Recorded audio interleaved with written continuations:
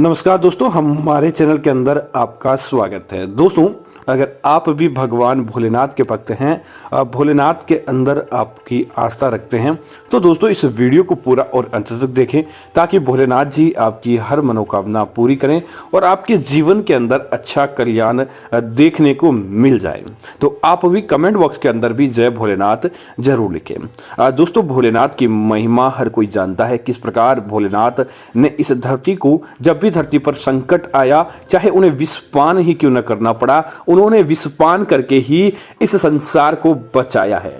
तो दोस्तों, अगर छोटे छोटे भक्तों के कोई कष्ट आ जाए तो दोस्तों भक्तों को भोलेनाथ आसानी से बचा सकते हैं और उनके जीवन के अंदर खुशियां लेकर आ सकते हैं, अगर सही तरीके से सच्चे मन के साथ भोलेनाथ की भक्ति की जाए। तो आज हम आपको बताएंगे भोलेनाथ जी की ऐसी बातें जो आप सुन लीजिए, निश्चित तौर पर आपका कल्याण हो जाएगा। दोस्तों, सबसे पहले जिन दो लोगों की कुंडली अच्छी नहीं चलती, पितृदोष, वास्तुदोष या किसी प्रकार के दोष होते हैं, वह केवल और केवल भोलेनाथ जी को याद करते हुए प्रत्येक सोमवार को कच्चा दूध शिवलिंग के ऊपर अर्पित करें और भोलेनाथ के सामने बैठकर ओम नमः शिवाय इस मंत्र का 11 बार या 51 बार जाप करें। दोस्तों, आपके सारे दोष नहीं चले जाए तो हमें कहना, बस भोलेनाथ ही हैं जो आपके इन दोषों को हर सकते हैं। दोस्तों, कई बार क्या होता है, किसी व्यक्ति को गुस्सा बहुत आता है। गुस्से की शिकायत उस व्यक्ति को धीरे धीरे बहुत ज़्यादा दुखी करती है। वह व्यक्ति स्वयं गुस्सा नहीं करना चाहता, लेकिन उससे गुस्सा बहुत आता है। तो अगर आपके जीवन के अंदर इस प्रकार का है कि बार बार गुस्सा आता है, तो एक बेलपत्र रात को सोते समय जो जिस व्यक्ति को गुस्सा आता है अपने तकिए के नीचे रख लें और तकिए के नीचे रखकर रात भर आप सो जाएं। दोस्तों, आपके अंदर का जितना भी गुस्सा, आपके जो अंदर का जितना भी क्रोध होता है, उस बेलपत्र के द्वारा सौंख लिया जाता है। सुबह उठे स्नान आदि करने के बाद उस बेलपत्र को जाकर महादेव के मंदिर के अंदर उनके चरणों के आगे चढ़ाकर आ जाएं। और दोस्तों, आप देखेंगे कि आप इतने शांत स्वभाव के हो जाएंगे कि जो व्यक्ति आपसे घृणा करता था वह आपसे प्रेम करने लगेगा। जो व्यक्ति आपके पास नहीं बैठता था वह व्यक्ति हर समय आपके पास बैठकर आपके बारे में ही सोचने लगता है। दोस्तों, इतना मेरे महादेव का आशीर्वाद है और यह मुझे पता है किस प्रकार महादेव आपको फायदा देते हैं।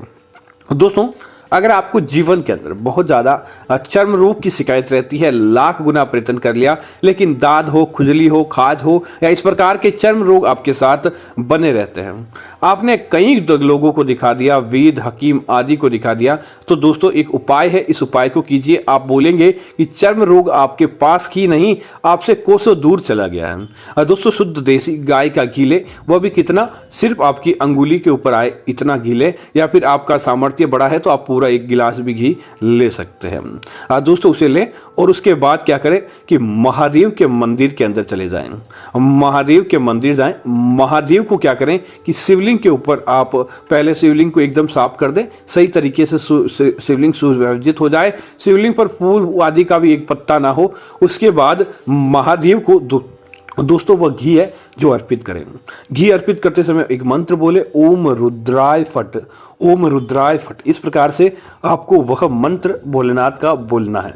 यह बोलने के बाद आप क्या करें, वह घी अर्पित करते जाएं। और दोस्तों, उसके बाद क्या करें, उस घी को वापस आपको जो शिवलिंग के ऊपर आपने चढ़ाया है उसे वापस किसी कटोरी, पात्र, ग्लास आदि के अंदर भरकर आप अपने घर लेकर आ जाएं। और उसके बाद उस शिवलिंग को लेकर आप अपने पूरे शरीर पर लगाएं और आपको जहां दाद, खुजली आदि की शिकायत रहती है वहां पर आपको उस शुद्ध देसी घी का लेप करना है। दोस्तों, आप देखेंगे कि आपका चर्म रोग, आपको जो शरीर की शिकायत थी, किसी प्रकार का रोग था, आपके जीवन के अंदर दुख दारुण्य था, ऐसी चीजें अपने आप ही दूर हो जाती है और आप स्वयं कहेंगे कि आखिर हुआ क्या है, लेकिन आपको ही पता नहीं चलेगा और कब आपकी वह परेशानियां खत्म हो जाएगी आप कहेंगे कि भोलेनाथ की कृपा निश्चित तौर पर आपको मिली है। ऐसा चमत्कार मेरे भोलेनाथ अपने भक्तों को समय समय पर देते रहते हैं।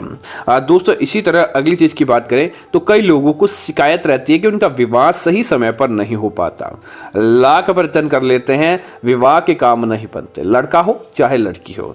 इसीलिए दोस्तों लड़कियां तो अपने अच्छे पति की वर के लिए जिस प्रकार की उनकी इच्छा होती है वैसे पति का वरदान मांगने के 16 सोमवार के व्रत भी करती है, लेकिन विवाह नहीं हो पा रहा है, लड़का हो या लड़की हो, विवाह नहीं हो पा रहा है, घर के अंदर मांगलिक कार्य संपन्न नहीं हो पा रहे हैं, लाख गुना प्रयत्न कर लिया, आपका विवाह बाधित हो रहा है, अर्थात कि आपकी कुंडली के अंदर गुरु ग्रह की कमी है। जब गुरु ग्रह हमारी कुंडली के अंदर नीच अवस्था के अंदर होता है तब दोस्तों इस प्रकार की समस्याएं देखने को मिलती है। तो आप अगर महादेव की कृपा से गुरु ग्रह को सही करना चाहते हैं, आप क्या करें, 1 गिलास दूध ले, गुरुवार के दिन विशेष तौर से ध्यान दें कि गुरुवार का दिन ही होना चाहिए। उस दिन आप 1 गिलास दूध ले, उसके अंदर 1 चम्मच मात्र हल्दी दूध के अंदर आपको डाल देनी चाहिए।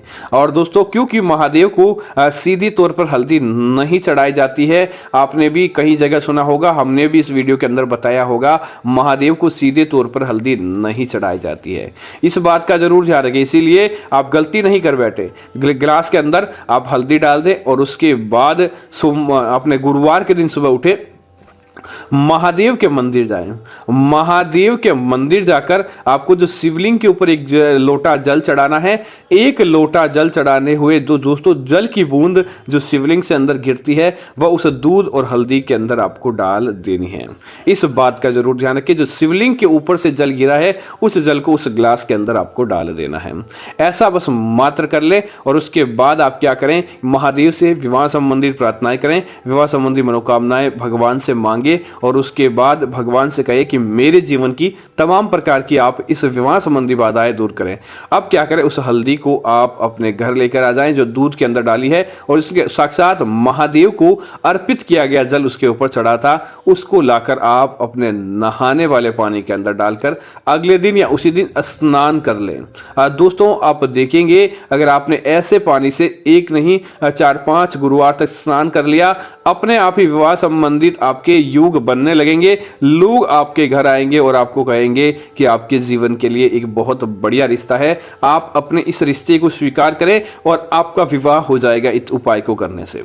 दोस्तों कई बार क्या होता है, धन प्राप्ति के योग नहीं बन पाते, लाख प्रयत्न कर लेते हैं, उसके बाद भी धन प्राप्ति के योग नहीं बन पाते। हम सोचते हैं कि आखिर हमारे जीवन के अंदर कब धन प्राप्ति के योग बनेंगे। तो दोस्तों महादेव की कृपा से यह भी संभव होगा, जो महादेव का ये उपाय करेगा वह नहीं कहेगा कि उसके जीवन के अंदर किसी प्रकार के धन प्राप्ति के स्रोत नहीं है। दोस्तों इस उपाय है तो आपको 5 चीजों की आवश्यकता पड़ेगी, तो आप आराम से सुन लीजिए क्या चीज आपको आवश्यकता पड़ने वाली है।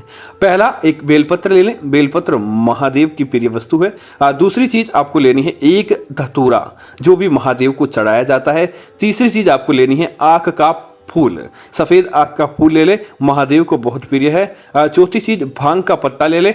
5वीं चीज जो आपको आवश्यकता पड़ेगी वह किसी भी प्रकार के पुष्प आप ले ले, और आपको दोस्तों इनमें से कोई एक चीज नहीं मिले तो आप कच्चा दूध इनकी जगह पर ले सकते हैं।